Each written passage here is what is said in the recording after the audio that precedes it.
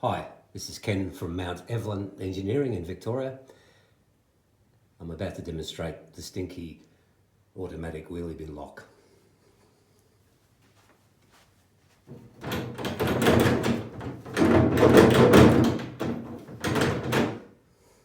Lid's locked. Garbage truck comes along.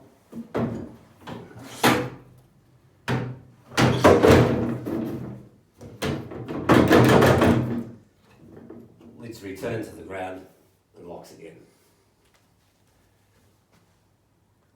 Now this is the first of two videos explaining the STINKY automatic wheelie bin lock. The first video will demonstrate how it works, some of the major components and some of the home truths about wheelie bin locks that you probably won't hear anywhere else. So firstly, check your local government website. They may require permission to modify their bins and could get a bit grumpy if you drill holes in their bins. Some councils are okay with it, some aren't. Next, and throughout these videos, when I talk about automatic gravity locks, I'm talking about the STINKY only. I can't talk for any other type of lock. So note the style of bin here. This seems to us to be fairly popular with most shire councils in Australia, but we can't be sure of that. So if your bin doesn't look like this style, don't apply the STINKY lock because it may not fit. Another check to make is the actual depth or height of the lid. Just do a rough check with a 6-inch rule. Measure from the top outside of the lid to the top of the bin here. Now, if the measurement you find is less than 35 millimeters or greater than 55, don't apply the STINKY lock. We don't have enough adjustment to cater for every different size of bin. So 35 to 55 is the number. Another home truth about this particular automatic lock anyway, as you saw previously, all I had to do was turn the bin upside down to release the lid and release the garbage all over the street and expose the lock parts to potential theft. So this particular lock unit anyway, I won't speak for others, is a low-level first line nuisance deterrent at best. The only secure way to lock a bin up is with a padlock and a latch. But of course that has to be attended to at garbage disposal time, so they're not very convenient.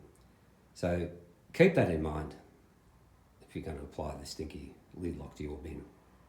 Another thing to be aware of, if you do fit the STINKY automatic lock to your bin, do not overfill the bin.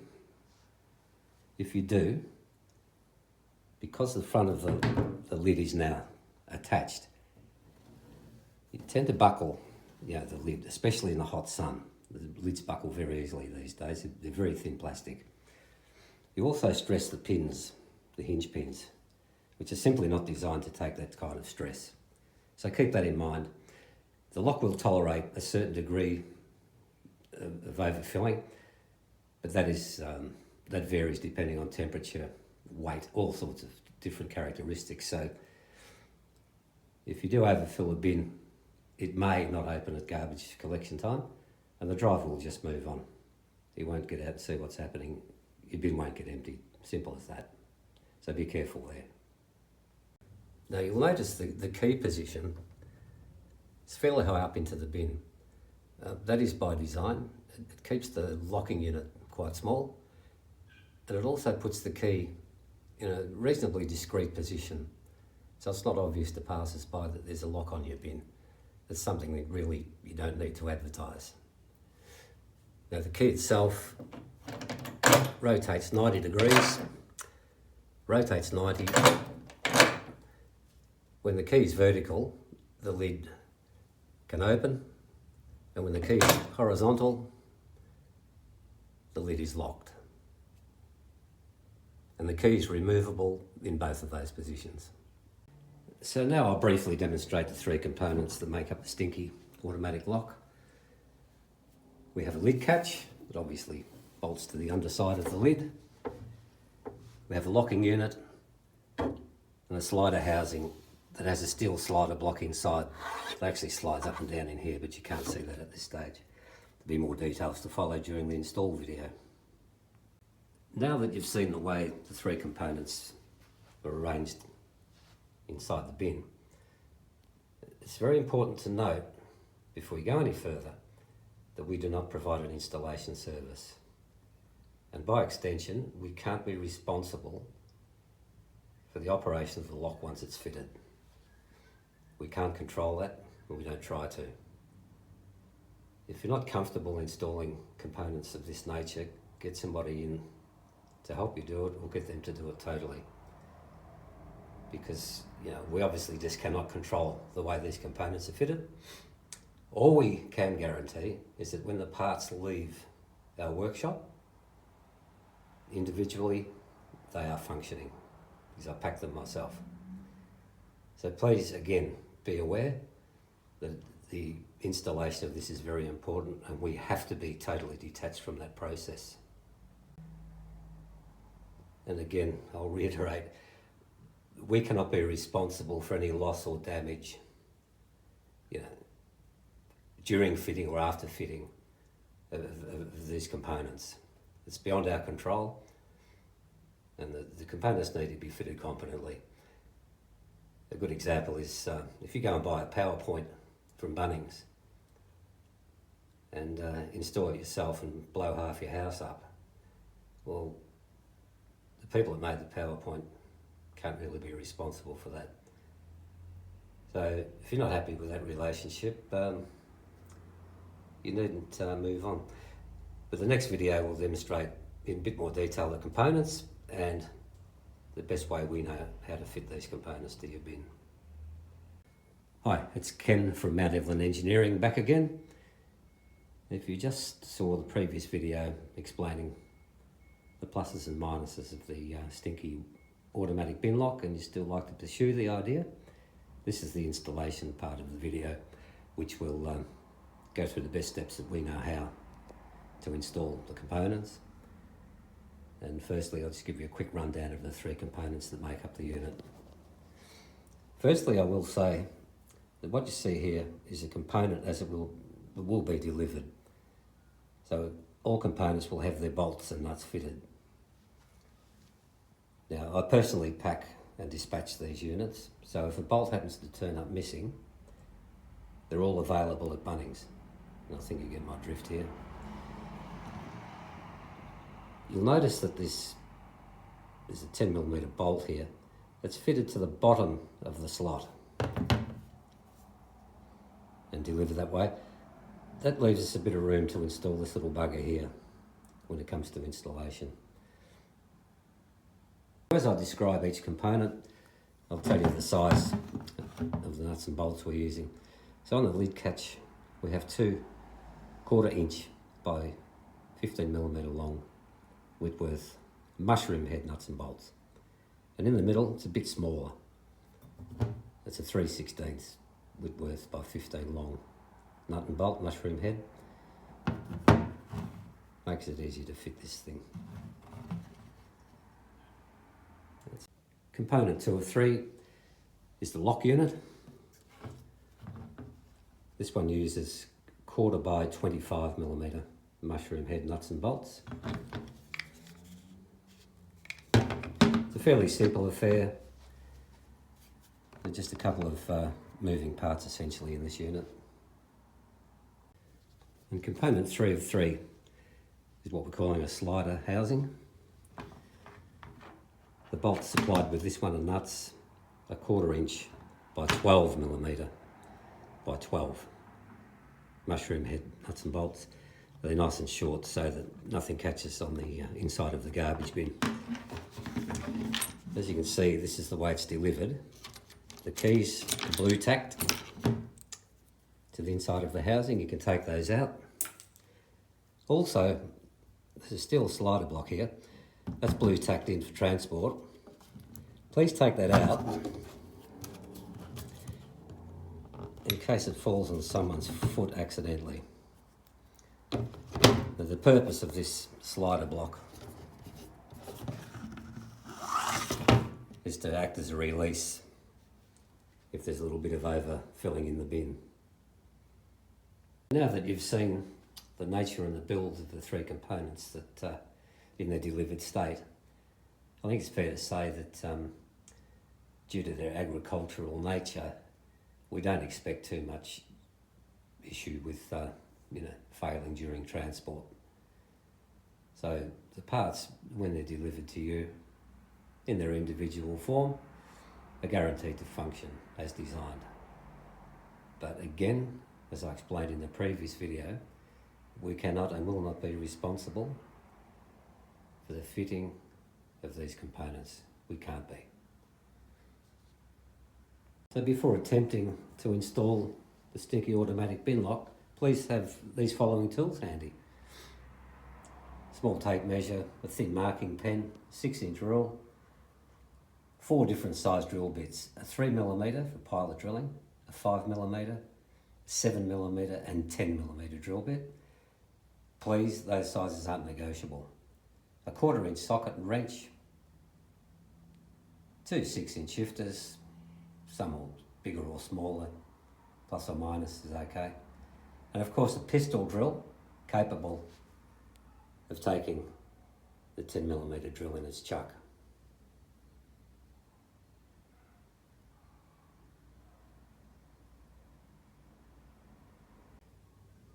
Now to the real installation process. First thing we need to do is locate the centre line of the lid. Now you'll see here that I've pre-drilled this bin because it makes it for a shorter video. So with your tape, measure as best you can across the lid, somewhere at the front here, and find the centre. And with your marking pen, scribe a line nice and square. On the top of the lid, translate that down the front of the lid to a point on top of the bin. And then continue that line on top of the bin across to the front. Now don't worry if this mark here isn't the true centre line of the actual bin base.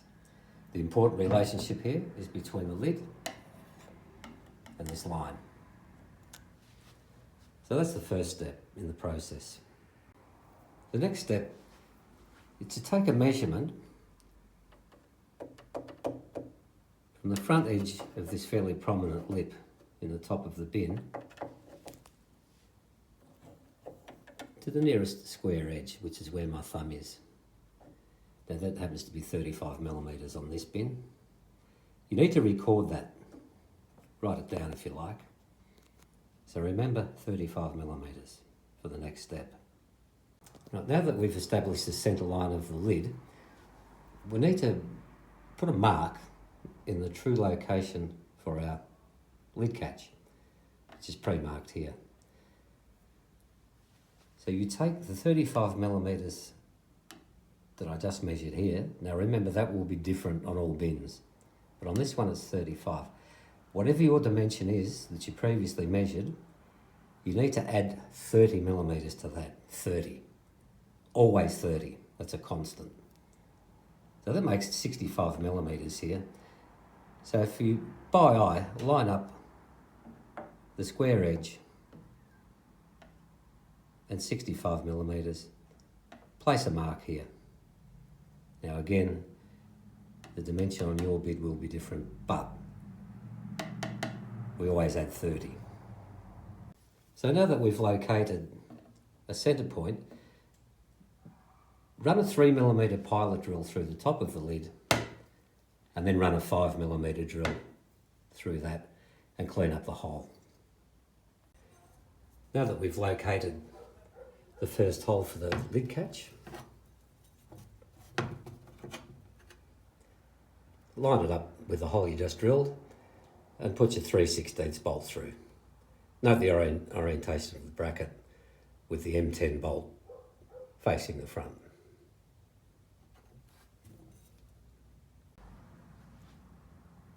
Fit the 3/16 bolt and the bracket pretty much centrally to the slot for now. And I do harp on about not over tightening things with this unit, but this one you can crank up pretty tight because we're only bearing against the bin plastic here. So once you've established this in the correct position, you need to mark the slots, and as best you can, mark a centre point at the centre of each slot and run a 3mm pilot drill through, obviously from this side. And then run a 7mm drill through those two pilot holes and clean the holes up. So now the bolts are fitted,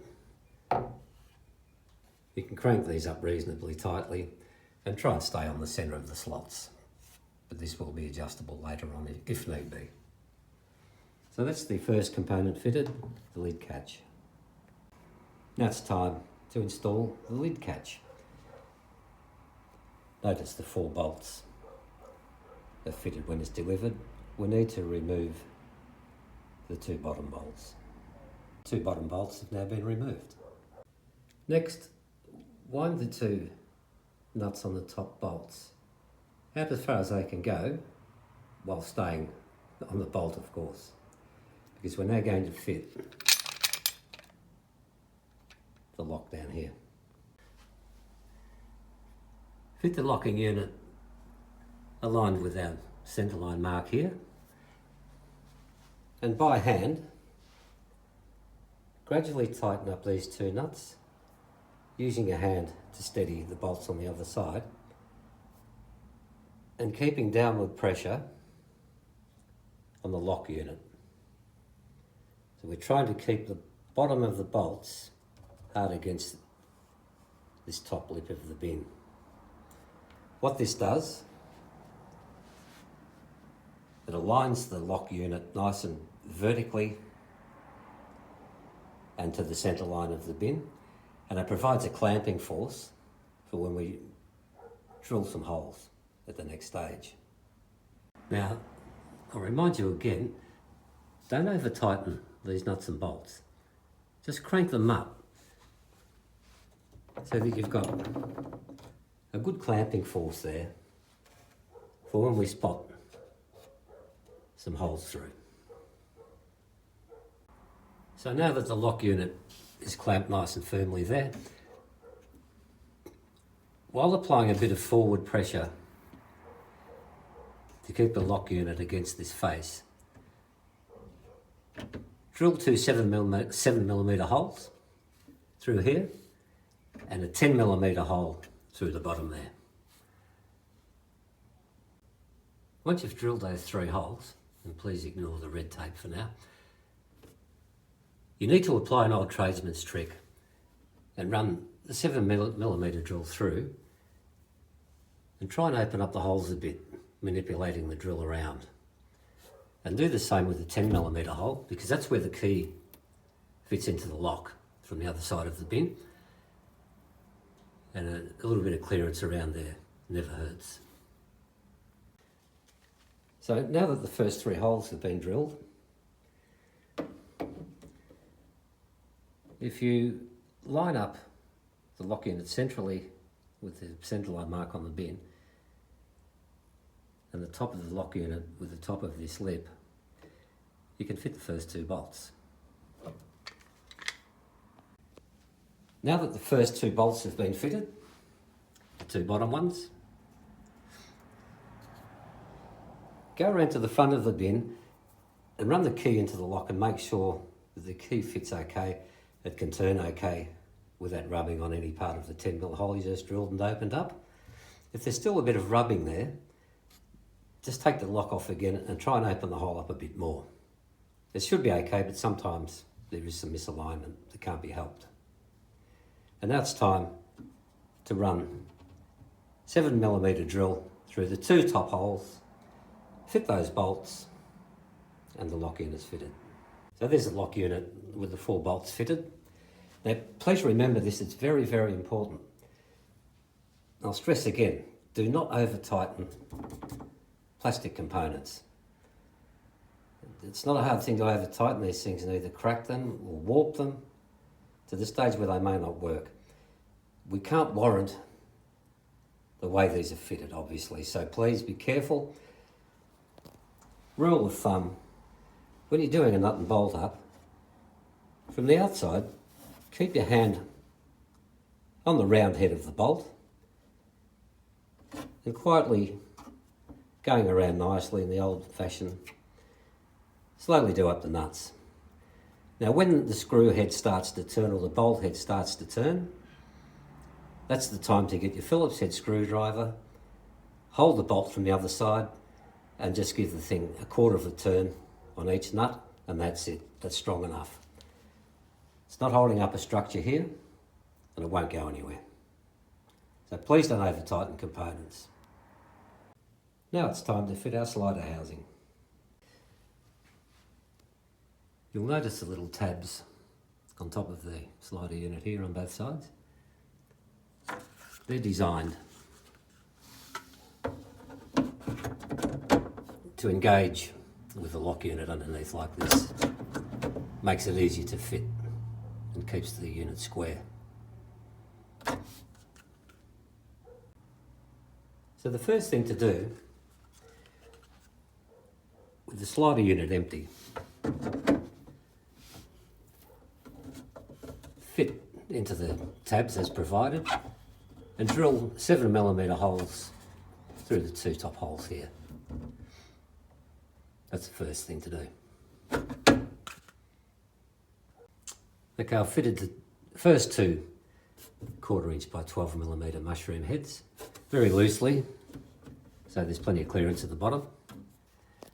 Next thing to do is get your slider block, pull the unit out, fit the slider block inside and push it back towards the bin a bit. Drill 7mm drill through the bottom two holes. Fit the nuts, obviously with the slider block inside, and that's the slider unit fitted. Okay, now all the components are fitted and the key fits okay. There's one last setting. Now you remember we deliberately kept this catch bolt to the bottom of the slot to make things easy to fit.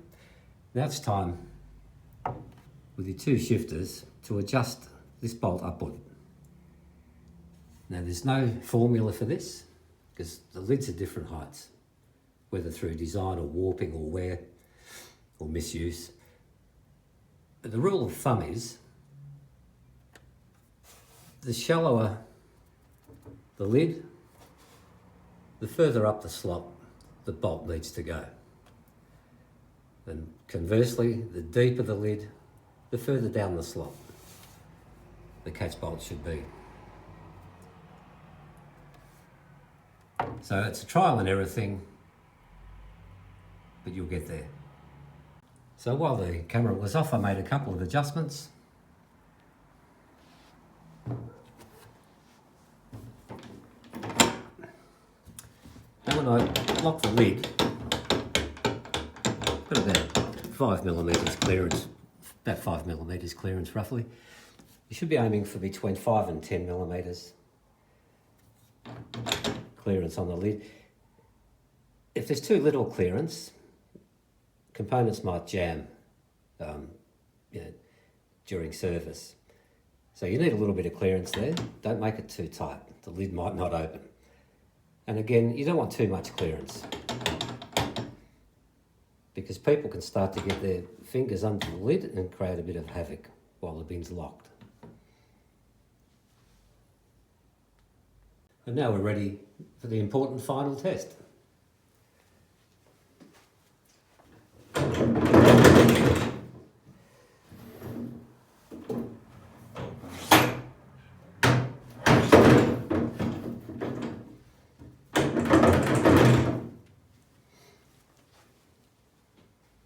All good. Right, you'll be sick of me by now, of course, so now that we've gone through the install instructions, I'll just briefly run through some of the key points about the STINKY automatic bin lock. First of all, if your bin is not of this style, don't consider the STINKY lock. We can't guarantee it'll fit. Now, the bin you're looking at is a 120 litre, it's fairly small. We believe they come in an 80 litre, which is even smaller, and a 240 litre. Now, a 240 litre obviously has a bigger lid, which means the user can get a lot more purchase on the handles because they're further away from the centre. So one tip we recommend on the bigger lids is to cut the handles, leaving enough for someone to get a fat finger under the lid to open it. That's all they should need. If the lid, whether by design or warping or whatever, is of this style, but it's less, for some reason, than 35 millimetres from the base here to the top of the lid, or if it's higher than 55 millimetres, you need to contact us for a special longer bracket or a special shorter bracket. We can't cater for every possible size of lid. So we've catered for the 35 to 55 range, which are the most common.